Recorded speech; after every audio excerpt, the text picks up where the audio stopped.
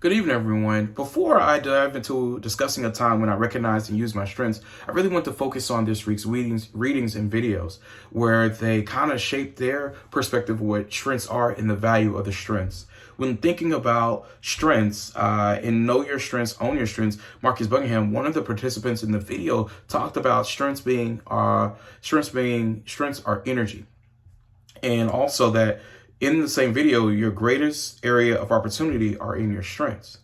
And when thinking about that, one of the aspects of knowing your strengths is becoming self-aware and being aware of what your strengths are. And inside the reading Collaborative Leadership Through Strengths Development, part 1 with Anita et al., they talked about self-awareness means having a deep understanding of one's emotions as well as one's strengths and limitations and one's values and motives. We just talked about motivation and hope and goals. And so it's saying in order to drive your motives and your values to lead to those, self-awareness is the key of knowing your strengths, because those are going to drive those pieces.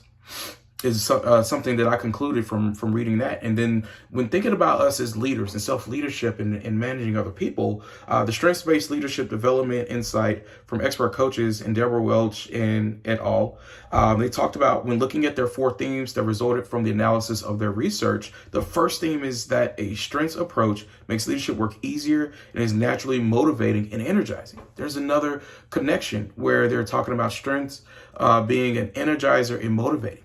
I love when they, in the video with Marcus Buckingham, he talked about like strengths are your greatest assets.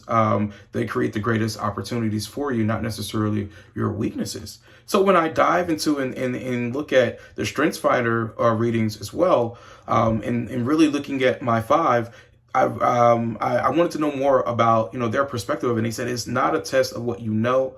In the Strengths Finder 2.0, it measures what you feel and it determines who you are.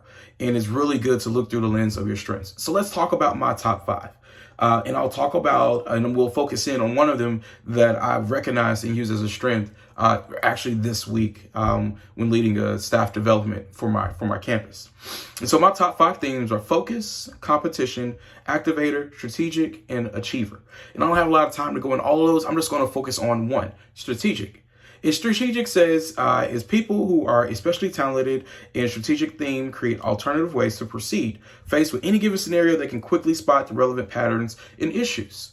They're driven by your talents. You generate ideas quickly. You draw clever linkage between facts, events, people, problems, and solutions. And one of the things I wanted to drive a solution to in the staff meeting towards the end, so that I can leave them thinking with,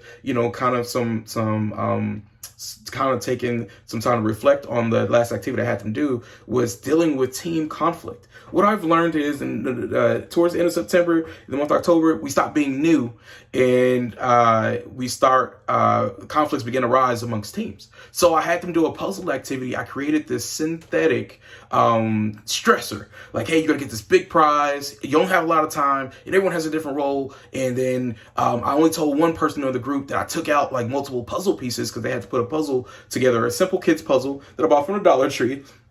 Put this puzzle together, but I took away some pieces because I wanted them to know that sometimes some people have the pieces that we need and they feel like they can't share with us or tell us because of the conflict. And then I just wanted to teach them and show them how to work through those conflicts. So for me, one of my strengths is creating those solutions for active problems. And that was one way that I did that in that staff meeting.